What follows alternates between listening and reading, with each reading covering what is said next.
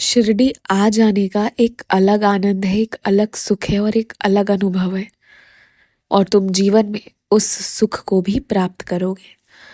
लेकिन जब शिरडी आने की चाह होती है, तड़प होती है ना, और व्यक्ति शिरडी आ नहीं पाता, और उन दिनों जब वो अपने घर पर रहकर मन की आंखों से मेरी शिरडी तक के दर्शन करता है, उसका आनंद, उसका स्वाद, उसका रस अलग ही होता है।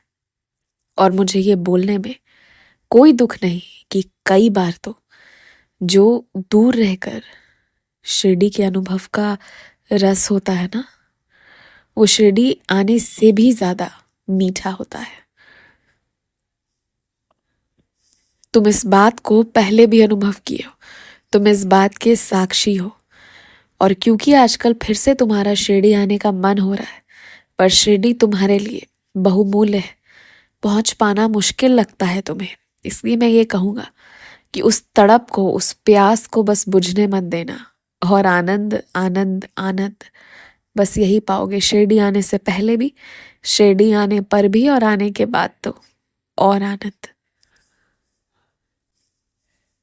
तुमसे अगर मैं एक दरख्वास्त करूं तो क्या तुम मेरी बात मानोगे?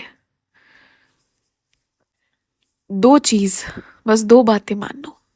पहला, कि जब तुमने गलत नहीं किया है ना, तो सर उठाकर जियो, आंख में आंख मिलाकर बात करो, नजरें मत छुपाओ, और बिन गलती के ना अपने आप को गुनहगार मानना बंद कर दो। नजरें मिलाकर बात करो, एकदम आंखों से, आंख देखकर, सामने सामने। और दूसरी और सबसे बड़ी दरख्वास्त जो मैं तुमसे नम्र निवेदन, नम्र विनती कर रहा हूं, रोया मत करो। तुम्हारे आंसू मेरे लिए बड़े बड़े पत्थर समान है, बहुत बोझ है मेरे पास, मत रोया करो तुम। इतने दूर तक मैं लेकर आया, तुम्हारे कितने कष्टों को मैंने दूर किया। पहले परिवार में तुम्हें स्वीकृति नहीं मिलती थी, फिर तुम्हारे ऊपर आरोप लांछन लगाए जाते थे, फिर तुम्हें स्वीकारा नहीं जाता था, तुम्हारे होते हुए भी तुम्हारे हिस्से का सम्मान तुम्हें नहीं मिलता था। कितनी चीजें थी, कितने कैद होकर जीवन को जिए हो, और वहां से उठकर अब जब यहां तक आए हो, इतना आगे तक आए हो, तो भरोसा रखो ना कि अभी भी जो दुख के कारण है वो भी दूर हो जाएंगे, वो भी मिट जाएंगे। भरोसा रखो मुझ पर, बस रोया मत करो, यही मुझे कहना है। तुम्हें आजकल प्रभु श्री राम के प्रति ध्यान जा रहा है, और साथ ही साथ मन ही मन एक वचन लेकर तुमने उनके परीक्षा लेने जैसा सोचा है। दरअसल तुम प्रभु श्री राम का परीक्षा नहीं ले रहे, बल्कि तुम उनके होने की गवाही चाहते हो, उनके इस धरती पर उपस्थित होने का प्रमाण चाहते हो।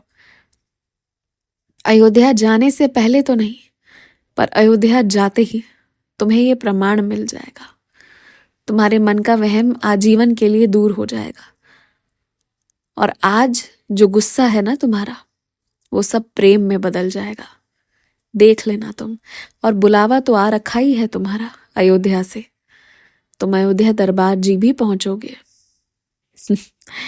तुम पहुंच जाओगे, हाँ ना करते करते में ही सब पहुंचेंगे, सब दर्शन पाएंगे।